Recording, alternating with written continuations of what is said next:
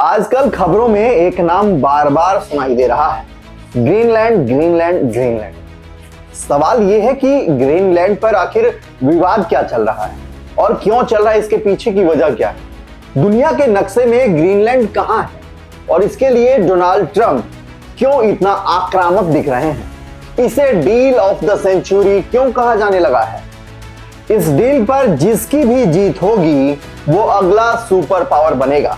असल में ग्रीनलैंड एक बहुत बड़ा द्वीप है जो अभी डेनमार्क के अधीन है, लेकिन इसकी जियोग्राफिकल कंडीशन ऐसी है कि इस पर महाशक्तियां अमेरिका, चीन और रूस तीनों की नजर टिकी हुई है। डेनमार्क का ग्रीनलैंड इन दिनों सुर्खियों में है। वजह है अमेरिका के राष्ट्रपति डोनाल्ड ट्रंप का ग्रीनलैंड पर कब्जा करने से जुड़ा वाला बयान। डोनाल्ड ट्रंप के इस बयान से न सिर्फ डेनमार्क बल्कि यूरोप में भी हड़कंप मचा हुआ है। वेनेजुएला के बाद अब डोनाल्ड ट्रंप की नजर ग्रीनलैंड पर क्यों टिकी है। जिस देश के पास तेल है, जिसके नीचे खनिज छिपे हैं, वो ट्रंप की भाषा में डील बन जाता है। अमेरिका का कहना है कि ग्रीनलैंड उसके लिए खनिजों से ज्यादा राष्ट्रीय सुरक्षा का मुद्दा है, लेकिन सच्चाई बिल्कुल अलग है। ग्रीनलैंड में दुर्लभ मिनरल्स, तेल और गैस के साथ यूरेनियम का विशाल भंडार है। ये खनिज आधुनिक तकनीक, हथियार, इलेक्ट्रिक गाड़ियों और मोबाइल के लिए बेहद जरूरी हैं। ऐसे में अमेरिका चीन पर अपनी निर्भरता कम करना चाहता है। ये सब तभी मुमकिन हो पाएगा जब वो पूरी तरह से ग्रीनलैंड पर अपना कब्जा बना पाएगा। डोनाल्ड ट्रंप ने कब्जा करने वाले बयान के बाद एक इंटरव्यू में कहा कि अमेरिका लंबे समय से चले आ रहे समझौते पर निर्भर रहने के बजाय पूरे ग्रीनलैंड का अधिकार चाहता है। साफ शब्दों में कहें तो मालिकाना हक। ट्रंप जिस समझौते की बात कर रहे थे उसके तहत अमेरिका को डेनमार्क और ग्रीनलैंड की सहमति से वहां मिलिट्री बेस स्थापित करने के व्यापक अधिकार प्राप्त हैं।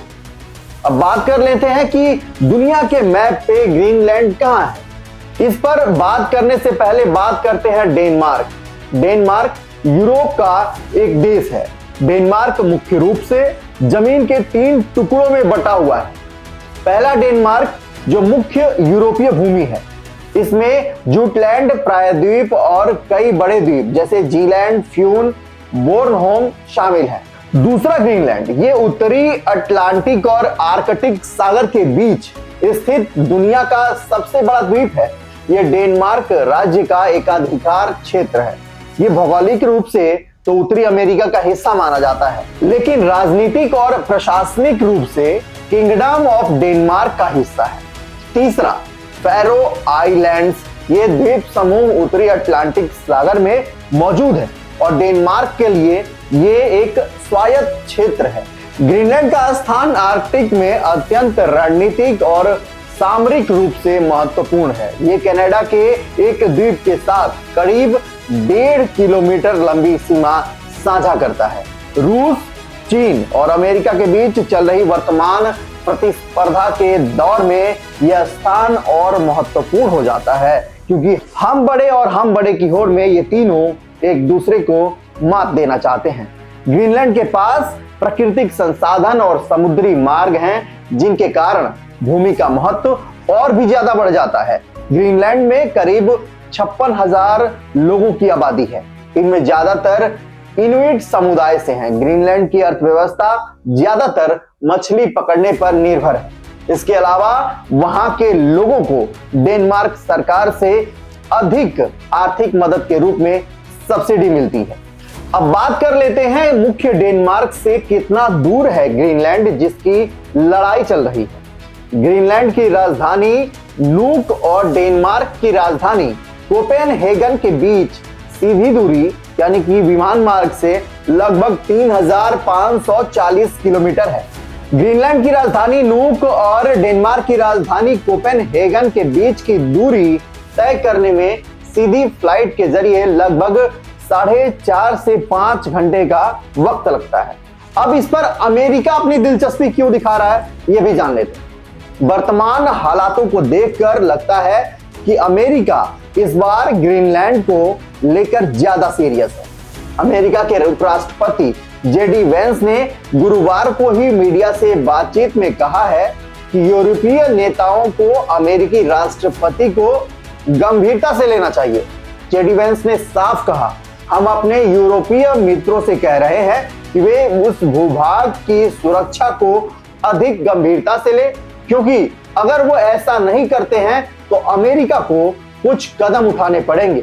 बीबीसी की एक रिपोर्ट के अनुसार शीत युद्ध के समय अमेरिका ने ग्रीनलैंड में परमाणु मिसाइलें लगाने की योजना बनाई थी, लेकिन तकनीकी दिक्कतों और डेनमार्क के विरोध के कारण ये योजना रद्द कर दी गई।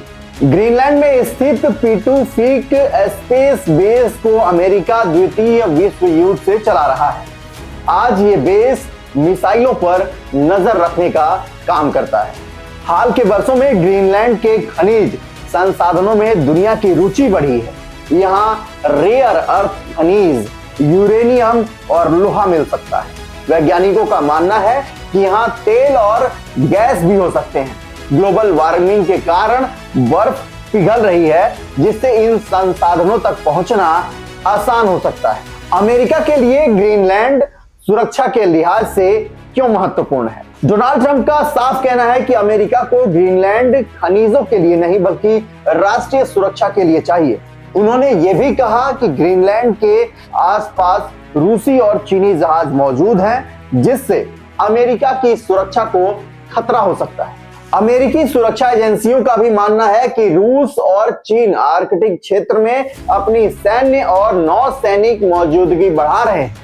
ऐसे में ग्रीनलैंड अमेरिका को इन गतिविधियों पर नजर रखने और संभावित मिसाइल खतरों को समय रहते पहचानने में मदद करता है। इसके अलावा जलवायु परिवर्तन के कारण बर्फ पिघलने से नए समुद्री मार्ग खुल रहे हैं, जिससे आर्कटिक और सैन्य और रणनीतिक महत्व और बढ़ गया है। अमेरिका का कहना है कि ग्रीनलैंड उसके लिए खनिजों से ज्यादा राष्ट्रीय सुरक्षा का मुद्दा है।